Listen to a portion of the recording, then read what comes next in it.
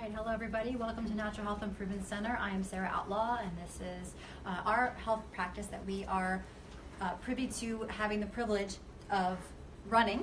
And what we do here is we help people to get better without the use of drugs or surgery. So what we offer are safe, natural solutions for many health problems.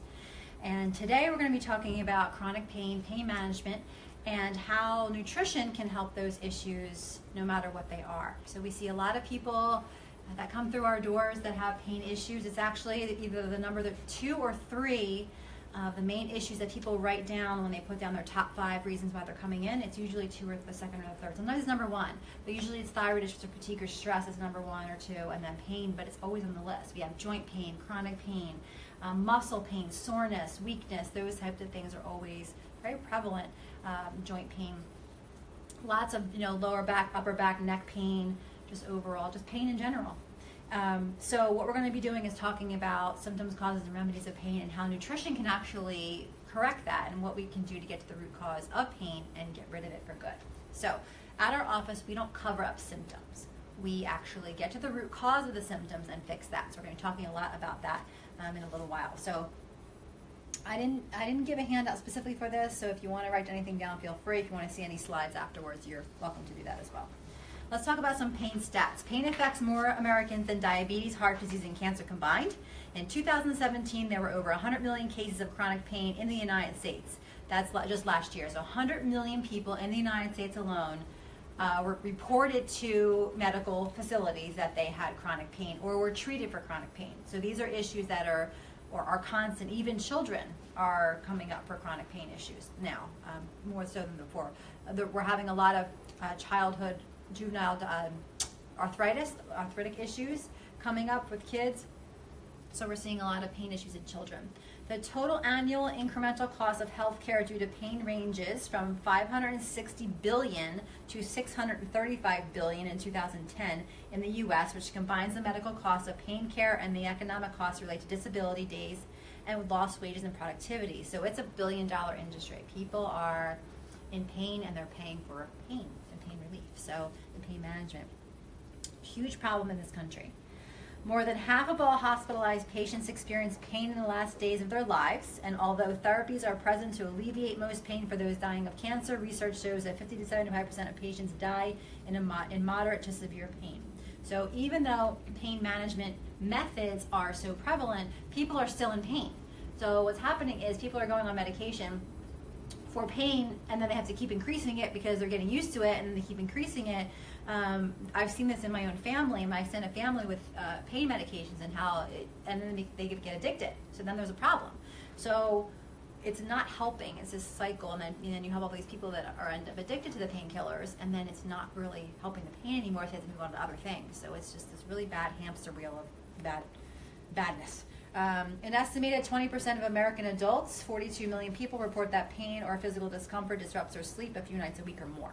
So people wake up in pain. They can't get to sleep. They have pain in their hips are trying to turn, or arms and go numb, those types of things, tingling.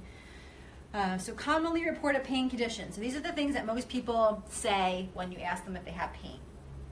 So respondents of a National Institute of Health Statistics survey indicate that low back pain was the most common of 27%, followed by severe headaches or migraine pain. So back pain is the most common, migraines are the second. And we have neck pain and facial aches or pain. A lot of times people will get sinus area pain. Sometimes you get one side of the head pain. I know when I would get my migraines, that would be debilitating. I would lose an entire day of my life. So it would be here. I would get it on one side, which would cause vertigo, which would cause me not to be able to get out of bed, which would cause me to lose an entire day of my life because I couldn't move. And that was the problem when you have children and have a job. You can't really do that because they need you. It's not good. Back pain is the leading cause of disability in Americans under 45 years old. Everyone is throwing their back out, it seems. Like everyone's got back problems. I had people 2 people came in today with back issues. They threw out their back yesterday. Last week I had 2 people that threw out their backs, and they were coming in for pain issues. More than 26 million Americans between the ages of 20 and 64 experience frequent back pain. That's pretty young. I mean, in their 20s, both my siblings had back surgery when they were in their 20s. Both of them. Major back surgery. Not good. When you're in your 20s, then you set yourself up for lots of things later in life. So adults with low back pain are often in worse physical and mental health than people who do not have low back pain. Obviously, that's a given. 28% of adults with low back pain report limited activity due to a chronic condition, as compared to 10% of adults who do not have low back pain. And then there's also fair to poor health for adults reporting lower back pain. Is that still on? Okay, good. And then 4 times as more likely to experience serious psychological distress as people without low back pain. Pain causes you to have psychological distress. It causes you to not feel well. It causes you to have depression, anxiety, because you're in a constant state of pain. Pain does strange things to the psyche, and that's why it's so important for us to be able to pinpoint what it is and take care of it so that you can have your life the way it is meant to be lived. So that's what we're able to do. Control and impact of pain. So control over chronic pain. More than half of respondents of that survey we talked about, 51% felt they had little or no control over their pain. Nothing they were doing was working. The ibuprofen wasn't working. The Tylenol with codeine wasn't working. Nothing was working. Maybe it worked for a little while, but then it stopped. So 6 out of 10 patients, 60% said they experienced breakthrough pain 1 or more times daily, severely impacting their quality of life and overall well-being. So this is a major problem because every day they're having these episodes of pain, and it can be debilitating, especially when it turns to something autoimmune, which we're going to talk about a little bit. When it becomes autoimmune, they have these phantom, really deep pain in the inside. It's like these muscle aches. I had that when I had autoimmune issues, where you didn't know what was coming from. All of a sudden, my hands would start aching, or I'd have these pains. It felt like it was inside my bones. It hurt so bad. And you don't even know. Couldn't even lift up my legs. I'm like, where is this coming from? I can't even move. I was 34 years old at the time. It's insane. So there's an impact on quality of life as well, as we know. Almost 2/3, 59%, report an impact on their overall enjoyment of life. More than 3/4 of patients reported feeling depressed. 70% said they had trouble concentrating. 74% said their energy level was impacted. And 86% reported inability to sleep. Well, obviously, if you're in pain, you can't sleep because your body's telling you it's a symptom. We're just going to touch on this a little bit because it's a huge issue, especially now in the last 10 years. Prescription drugs are the second most abused category of drugs in the United States, following marijuana. You can think of even just 5 celebrities off the top of your head probably who died from an overdose of a prescription drug, not even heroin or cocaine. They're taking prescriptions and they accidentally mixed them, and Heath Ledger for one. There's plenty of them that's happened to. Among 12th graders, pharmaceutical drugs used non-medically are 6 of the 10 most used substances. So they're being passed around high schools as well. So from 1998 to 2008, there was substance abuse treatment admissions age 12 or older. It increased more than 4 times. And then prescription painkillers are considered a major contributor to the total number of drug deaths. In 2007, 28,000 Americans died from unintentional drug poisoning, and of these, nearly 12,000 involved prescription pain relievers. So, let's talk a little bit about a holistic view of pain. So pain is a signal. Your body, the system that runs the body is the autonomic nervous system. Now, the autonomic nervous system is made up of 2 main parts. If you think of autonomic nervous system, think of the automatic part of your body, the things that your body doesn't have to think about doing on a daily basis, like make your heart beat or make your eyes blink or make your body move. It's the body's information superhighway. So the autonomic nervous system has 2 main parts, the sympathetic part and the parasympathetic part. The sympathetic part is in charge of all the active things your body does. So your movement, speaking, heart rate, blood pressure, respiration, your stress response. And the parasympathetic is in charge of resting, digesting, and healing. They're supposed to work together to run the body well, and they run on the nutrition that your body brings in. So if your nutrition is either A, not right for your body, you're not getting enough of certain nutrients, or B, you're not digesting what you're eating, the autonomic nervous system doesn't work well together anymore as far as the parasympathetic and sympathetic are concerned, then we start to have organs that dysfunction and then symptoms appear. When a symptom is there, something's been going on in the body for a long time. The body tries to self-correct. The body wants to make itself better. That's what it's wired to do, is to heal itself. When it can't anymore, that's when it spits out the symptom. That's when you have your white flag of surrender. The body says, hey, here's my symptom. Can you please fix this? And that is where a practitioner like myself would come in, because someone comes to me and says, here's my symptoms, and I have to say, why do you have them? versus a medical practitioner, which would say, here's a prescription to cover them up, because we don't do that. We want to know why, because they're there for a reason. There's a white flag. The body's saying, okay, here's your signal, here's your symptom, and here's your white flag of surrender. So what we're doing is we're actually getting into the autonomic nervous system, finding the root cause of the problem, and then figuring it out. So we actually can find the cause of the pain, which is something that most other practitioners can't do in the medical field because they're not looking. They don't really say, oh, okay, we'll give you a diagnosis of whatever, like fibromyalgia, which is basically, fibromyalgia is a symptom because they're not really giving you a reason why you have it. What they're saying is, we don't really know what this is. We're going to tell you have fibromyalgia because you have pain.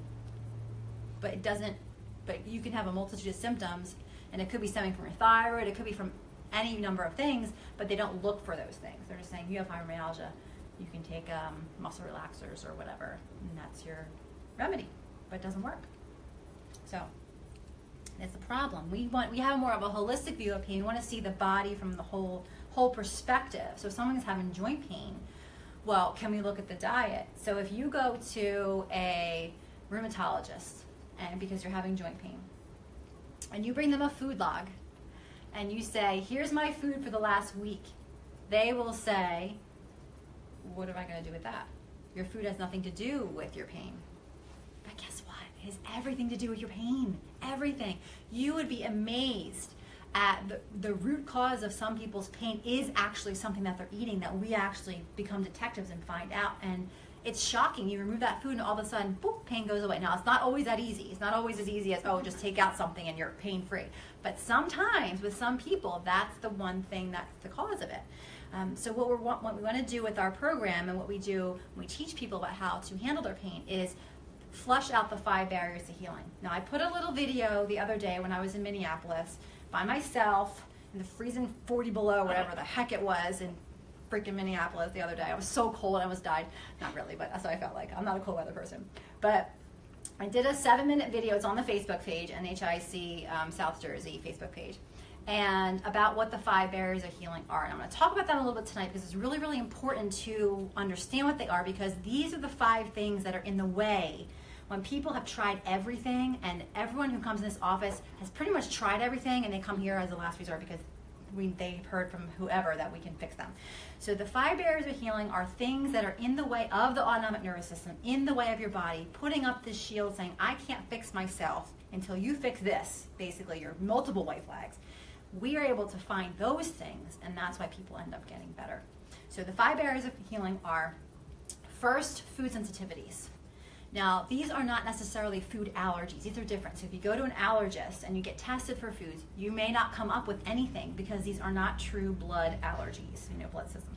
They are actually sensitivities and intolerances stemming from the gut that the immune system has then kind of kicked in and kicked those foods out, said, I can't have these. So what happens with a food sensitivity is you have little holes in your gut lining that the food proteins end up going through. Eventually they end up in your bloodstream. Your immune system then attacks those food particles as invaders. So your immune system actually goes on high alert, and it keeps happening. So every time you eat the food, then the body's like, oh, that's in the body again. So it's constantly going like this and like this and like this, and they bring out the big guns, and then it becomes autoimmune. So that's one way autoimmune issues can start, is the body constantly on high alert whenever those foods are coming in the system. So people tend to eat very routinely, eat the same things every day, kind of not really rotating their foods a lot. Most people, when I see their food logs, a lot of things are very routine and same. That can be a problem if you have gut issues, because then the body's saying, you have this constant onslaught of the same thing. You have that, wheat bread sandwich every single day for lunch, and your body's freaking out because it already has it in the bloodstream, and it sees it as a problem. So we have to identify what the food sensitivities are. It could be anything from meats to grains to sugars to milk, cheese, dairy, anything. It could be anything. So we find specifically what those are with the testing that we do. We do a 90-day complete elimination after weaning off of them, and then we head over to the immune system. So we kind of put the food sensitivities over here. The second barrier is immune system issues. So we're looking for specific immune system issues. Now, there are some big ones that are pain ones that we find. Some people come to us with diagnosis already, because we're not allowed to diagnose, so I don't diagnose anything. We just look for things, and we're try to be a little bit politically correct about that so we don't get in trouble, but not always. Not when if we're not on camera, we're not as politically correct. But people come to me with diagnosis of, like, say, Lyme disease, for example. They come to me with their blood work. It says they're positive for Lyme. We know that we have to handle that because, or help their body support that, because that ends up usually in the joints. So here's an example. I do farm visits. So I'm going to use animals as examples so I can't get in trouble with that, usually. So if I go to a farm visit, someone tells me that their horse, their show horse, is having some knee pain. And they took him to the vet, or the vet came out, did the Lyme test, it was positive for Lyme. If that happens, I know that with what we do to support horses and people with nutrition, we're actually able to get them back on the show circuit in about 3 to 4 weeks. Every single time, because what we're doing is supporting the body to be able to handle the onslaught, because we know specifically what it is, as long as we can get rid of it. So the same thing with people too. People come in and they say they have migrating pain. A lot of times, my elbow hurts, my joints hurt, my knee hurts. Sometimes the knee will swell, sometimes the ankle will swell, depends.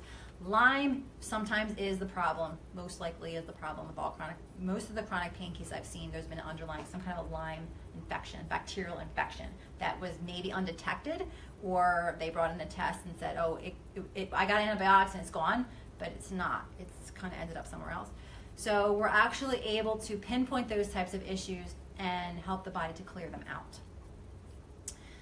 So we can tell you how we do that if you have questions afterwards. It's very, very specific. But so the food sensitivities are the first barrier. Immune system issues are the second. We look for things like funguses and yeasts, viruses, bacteria, parasites. Again, we're not diagnosing you with anything. We're just telling you that you have these sensitivities in your body, that your body is having trouble handling these issues, and we give you the appropriate support to handle everything. The third barrier to healing is metals. Metals are the great masker. So, and Lyme disease is a great mimicker. Lyme disease can actually, going back to the immune system, can mimic MS, can mimic all sorts of different things. Autoimmune diseases galore, because it is an autoimmune disease. And metals are the great masker too.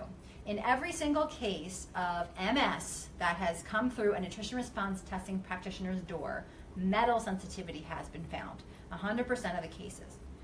So if metal is found in the body, it usually ends up in the soft tissue, which is the brain, and causes all sorts of neurological issues, which then again cause pain and mobility issues. So we always, always, always suspect and look for metal sensitivity. So that's the third barrier. Chemicals are the fourth, so chemicals kind of go along with metals. Sometimes we put them lumped in that category if we do an other area kind of a barrier as we add that in. But chemicals are the same thing. Chemicals, we've got a lot in our water. Our personal care products, makeup, recreational drugs are in the chemical category. Plastics, things you breathe in from the air, dioxins, you get from tea bags, formaldehyde from your furniture, all these different chemicals. We have hundreds and hundreds of different ones you could possibly show up for. So that is also a problem as well. If the body's so busy fighting off the chemicals, like your bleach that you're using to clean your house with, then you are not going to heal as fast from whatever's going on because it's dealing with all these chemicals. Another area, a barrier that we find, bless you, is scars. Now, no one really thinks of scars, God bless you, scars because, you know, everyone has them. We all we have piercings, we have cuts, scars, acne scars, you know, birthing scars, whatever. Scars actually are a huge problem because they cut through nerves. So if the nervous system is trying to run your body and tell your body what's going on, the nerve endings run across your skin, so everything's flowing and giving information. Okay, this person just walked into the 40 below Minnesota cold and they're freezing. Your body knows that immediately. You immediately have the reaction, you get goosebumps. Well, if there's a scar there, then the information that's supposed to flow and talk to the nervous system to tell you about your environment, what's going on with you, it gets stuck in that scar. It acts like almost like an energy capacitor. It sucks it in. So what happens is the information that's supposed to get to the nervous system to tell you about your environment doesn't get there. So there's missing pieces of information. The nervous system gets confused, and then it can't heal properly. So we have seen people with, you know, C-section scars from 36 years ago that are coming up as active when we do our testing that we do and causing huge interference, especially with mental kind of issues. When people start coming in with mental difficulties or depression or anxiety, a lot of times it's scars, and also with pain. We see a lot of times, so I have an example from yesterday. Somebody was having really bad, like kidney, like lower back kidney pain, like both sides. It's really like bad, like burning. And she said her C-section scar, all of a sudden in the last week or two, was like turning red, like was irritated. When I tested that scar, it was super, super active. Her arm was flop. We do muscle testings. Her arm was flopped down. She couldn't even hold it up. And all this area was weak, and so was the whole back. As soon as I put the remedy for what we handle scars with on her body, everything calmed down immediately. So her scar was actually radiating, issues with nerve pain all throughout her entire lower abdomen and her whole back and kidney area. So it's really, really amazing. People who have knee pain, I found people with scars on their ankles, they're having horrible knee pain. We handle the scar on the ankle, the knee pain goes away. And they've had the knee pain for 20 years. It's absolutely insane how a little teeny weeny scar you would never even think of was a problem can be this huge problem for someone with the pain that they have. So we always check for scars with pain. It's really important. Now there is another barrier to healing that we do look at sometimes, and so you can either call it the sixth barrier, or if you lump metals and chemicals together, then you can call it the fifth, whatever you want to do. I don't care. But there is an other area, and sometimes those things are the things on our bodies. So our shoes sometimes can be a barrier. Our jewelry can sometimes be a barrier. Fitbits are the devil. They cause electromagnetic field. Our cell phones can be barriers sometimes, depending on the person, how often we use them, which I use mine all the time. I'm addicted to it. If it wasn't right there, using it as a camera, it'd be right in my pocket or whatever, because I always have it attached to me. Things in our houses can be other, belts, glasses, anything. Can be a barrier. So we just have to figure it out. If someone comes in our office and they constantly wear a belt and they have their cell phone hooked to it, and they're constantly feeling a certain way, then we'll actually test that item and see, okay, is this person having a problem with this item? Can we fix this? So that can be a huge issue. Some people will have pain, and it's obvious to me, but it's not obvious to them. And they have their cell phone on their belt, and they say, I have hip pain all down this side all the time. I don't understand why, but they have their cell phone here all the time. And when we test it, that's what it is. So that can be an issue with chronic pain, is actually an item on your body. Sometimes someone have a wedding ring issue, and they'll have their hand hurts or their wrist hurts on the side, and we take the ring off, and then it's fine. Or we test with the ring on, and we kind of play around with it, and we can figure out if it's the ring or if it's a metal in the ring or what it is. So these are things that we're able to determine. That's what I mean when I say we find the root causes. We actually go hunting, go digging to find the root cause of everything. And then we handle it from a holistic perspective. So we don't handle it by covering it up. We find specific herbs, homeopathic remedies, or nutrition that your body will need to correct it, because it's not normal for your body to be having this issue. So we try to figure out how, if it's an autoimmune issue, what do we have to do to reverse the autoimmune issue? If it's a specific inflammation issue, because a lot of times it is inflammation, we can reduce the inflammation with other items. I missed one. Missed a slide. Okay, so here's some causes of pain. Inflammation is what I just said.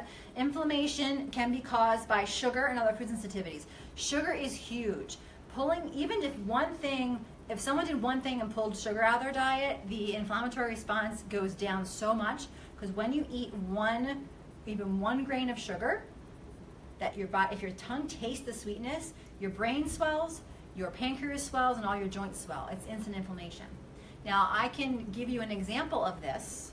We have had cases in the past where someone has had a traumatic brain injury of some type, and they were told by their doctors they couldn't have any sugar. So they didn't for a couple of years. They were super, super careful. No added sugar except for a little bit of fruit. Well, they decided to have a piece of dessert, and they hadn't had a seizure in a couple of years. They had some dessert, and within 4 hours started seizing and seizing and seizing and seizing. So they had seizures all night long. Because why? There's nothing, we didn't do anything with our program. It was I said, what out of the ordinary did you do? And they said, I had some dessert. I'm like, when's the last time you had dessert? 2 years ago. So if and that is how bad it can get. We had a patient who had a brain tumor a couple of years ago, and she would eat a raisin because she had hydrocephalus. Her brain, the tumor was about this size in her brain, on her brainstem. She would eat raisins and seize. it would be instant. She would eat the raisins, and within a minute, she would go into a seizure. Because guess what happens? Your brain swells, even with fruit sugar. So if that's happening, and we can actually visibly see it, we know that it's a huge problem with pain because all the joints are swelling. So I knew something was wrong with me a few years ago when I baked a batch of healthy sprouted grain pumpkin chocolate chip cookies with my daughter. We used coconut sugar, and I ate 5 of them, and by the end of the night I thought I was dying. I hurt so bad, and I said to my husband, there is something really wrong with me. I should not feel like this. And that was the beginning of me realizing there was something wrong with me, but that inflammatory response is what actually was my alert. Was that I felt like I had old lady hands. My hands hurt so bad I couldn't hardly even open them or close them after I ate those cookies within a couple of hours. And that's what people will tell me. We pull them off of sugar, and they'll eat something, like they'll go to a birthday party and have a piece of cake, and they come in that, I hurt so bad, I couldn't even believe it. I couldn't believe how bad I used to feel until I didn't feel that way anymore. And that's what we see all the time. So refined carbohydrates are also an issue. If we reduce the carbohydrate intake, reduce the sugar, the pain goes away for most people. Then we handle the metals and chemicals, and also molds. Mold exposure. We also test for molds here. A lot of people do have mold sensitivities, and that can cause chronic pain, neurological issues. So we always look at that. We're looking at it as part of our initial consultations now. Over the past couple of weeks, we've been putting that in because so many people have been coming up for it. I don't know if it's because the weather has been so weird or the wetness or what, but mold has been a huge issue with chronic weird issues that are happening. And then immune system and challenges and scars is what we talked about. And this slide was actually supposed to be before the other one, so but that's okay. Any questions so far about symptoms of pain, causes of pain, anything like that? Yes? How do you test the scars you mentioned? Testing the scars, we actually identify them if we can see them visibly, and we actually put pressure on the scar, and then we do a muscle test, and the arm will go weak if there's a scar. The belly button is also a scar, so you have the umbilical scar on the stomach. It's considered our first scar. A lot of times people don't realize it because it's not something that was cut, right? But the umbilical cord was there. That's an issue for people is belly button. Stretch marks. So we just go through and we just touch each one. Tattoos. Sometimes people have a sleeve tattoo, and we know it's the problem because we'll go like this and test. But sometimes the whole tattoo's not the problem; it's just a section. So we actually just test section by section. But the arm doesn't lie. So I'm going to talk to you a little bit in a second about how nutrition response testing works so you can understand that a little bit more. And that's going to be a little bit more clear to you as far as that goes. Anyone else have any questions about the pain aspect of this before we kind of tell how we fix it? Okay, good. All right, so take a look at my triangle. We have chronic pain at the top. We have nutritional deficiencies and organ dysfunction on either side. If you pull out any corner of the triangle, it's not a triangle anymore, right? It's going to flip around. It's just going to roll and roll and roll. That's how most people feel when they come in to see us, is they actually feel like they're on a kind of like hamster wheel. They're just kind of going like this in circles. Their health is not good because anytime you have pain, then we know an organ is dysfunctioning, and then you have a deficiency, or the other way around. You have pain, you have a deficiency, and then you have dysfunction. So it can be either way. We have all these things happening at once. So as soon as the organs are not working at 100% ability to absorb your nutrition, then all of your digestive processes kind of diminish. So you're not absorbing all of your food, and you're not going to get better. This is a vicious cycle that makes you more deficient and more imbalanced, and if it's not fixed, then it's just going to keep degenerating. You're just going to keep getting worse and worse. Your body runs on nutrition, so if you don't fix the nutrition, then you're not really ever going to get to where you need to be health-wise. So we have to put a halt somewhere into the mechanism so that it improves, and how we do that is by doing nutrition response testing. So I'm going to have Laura just hop up here for a second. I'm going to demonstrate so you can understand how this actually works. And then I need a test kit and supplement in a minute. I'll do that first. Okay. All right, so standing here, Laura is not under any stress. So if I push on her arm, she can resist me. I can push as hard as I want and she can resist, just like you could if I pushed on your arm. But say if there's something going on with Laura's heart, and I push on her heart and her arm at the same time, her arm will collapse because all the energy, blood flow, and circulation will leave the arm to protect the heart, to protect the core organs as long as possible. So think of someone, relax your arm, think of someone who has hypothermia. When they come out of the freezing cold water, fingers and toes and arms and legs are numb because, like I said, all the energy, blood flow, and circulation leaves those extremities to protect your core organs. So we're able to actually find out what's going on in someone's body by using their arm as a strength indicator. It activates the autonomic nervous system that we talked about before.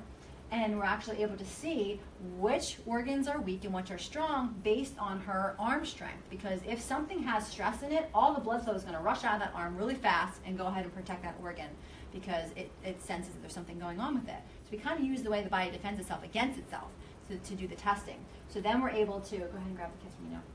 We're able to actually determine what sensitivity, so what barriers. We actually have the kits that we're going to go grab, because I forgot to grab them earlier.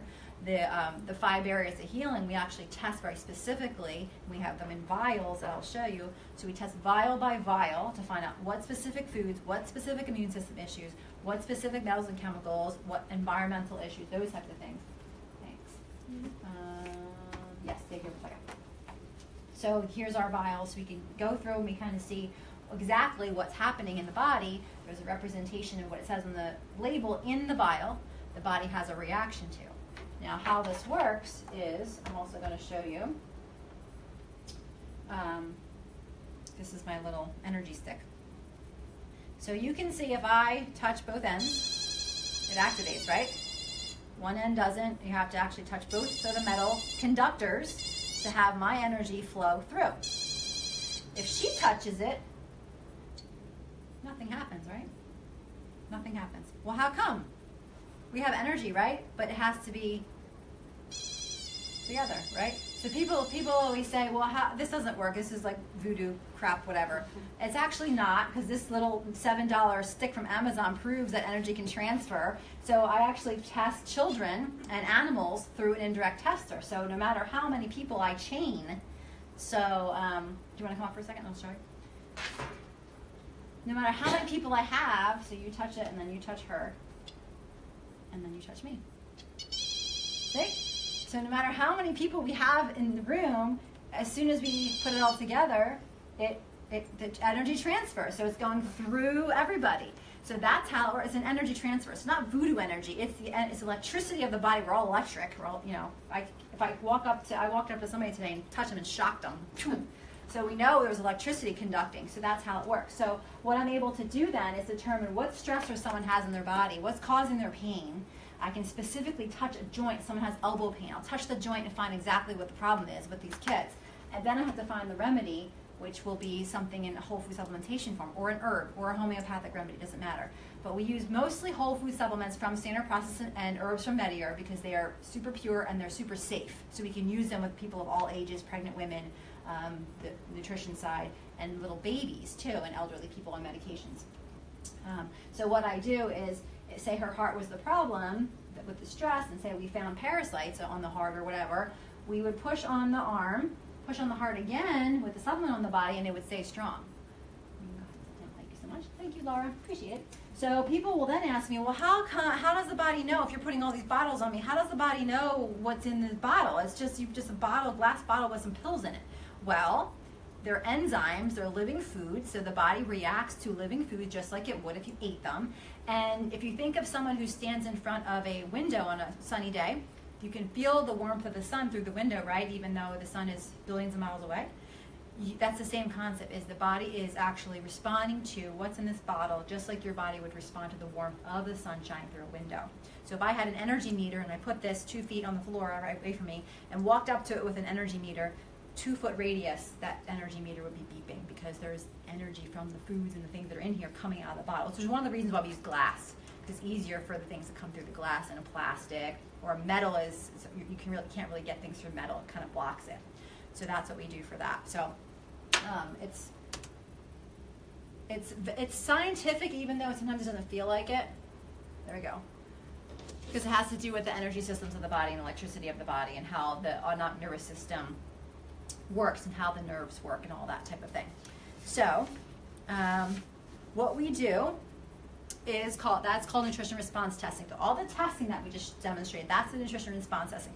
That's the tool that we use to find out the root cause of someone's pain in this example. It's the way we find out the root cause of someone's thyroid conditions, their adrenal conditions, why they're having digestive issues, or they're having depression or anxiety. That's the tool that we use to get to the bottom of everything. And it's always accurate, which is awesome. So we can even use it for little children because it's super helpful. Design clinical nutrition is what we then do to actually figure out what specifically the body needs to repair the things that we found. So we use whole food supplementation, like I said, from standard process, to act as a genuine replacement parts your body needs to fix the underlying issues going on. So whatever you have going on, there's a nutritional deficit that we have to fill in the gaps for. So we use the whole food supplementation as nutritional therapy, food is medicine, to get in there and actually do the job that needs to be done while we're fixing your diet, while we're fixing up the gut, while we're doing all these other things. Then guess what? The food sensitivities usually go away, pain goes away, and other symptoms go away. It's not fast. It's not always fast. Some people literally will be out of pain in a week, but that is not the norm. Usually the autonomic nervous system kind of hangs out and has a cup of tea and says, I don't care what you're doing right now. I'm just going to hang out here and just do what I was doing all along. But we know, because we have quantitative ways to measure the progress, even if the symptoms aren't going away right away. We usually have at least a 6-week time frame where people are fine-tuning their programs. And some people might feel great in that first 6 weeks, and some people don't. Some people, it's like, I've had people who come 24 straight weeks in a row, and on the 25th week, they're like, man, I'm feeling better now. And their bodies were just a really slow healer, and the autonomic nervous system just sometimes is super, super slow. We have to give it a kick in the pants. So, and everything is, we're looking at your overall health. We're looking at you from a holistic perspective. You are not your diagnosis. You are not your pain. You are not your depression. You are not whatever you've gotten labeled on you. We know that there's something underneath that we can flush out and fix. And we also know that it's safe and natural. So our youngest patient is in the womb. We actually can muscle test a baby while in the womb, which is amazing. We take care of moms on fertility and prenatal programs. And our oldest patient is well into their 80s. So we are able to help everybody, no matter what medication they're on, no matter what's going on with their lives. We do the same testing, we do the same nutrition programs, but tailor-made for the specific person based on the testing, and we're able to get people better, which is awesome. So that is what we do, and that is how we handle chronic pain on a daily basis at our office. We are super, super successful. I am completely 100% pain-free, and like I said, I was at a point where I couldn't lift up my feet. I ate rice one time, and I was walking into my bedroom, and my husband was sitting on the floor with his legs out, and I stood, and I walk up to him, and I'm standing there. He's like, just step over me. I'm like, I can't. My feet will not move. I cannot lift them up because my legs hurt so bad, and my feet felt like they were rooted to the floor. So that's the kind of pain I had, that deep set joint, like I felt like someone was stabbing my bones from the inside out.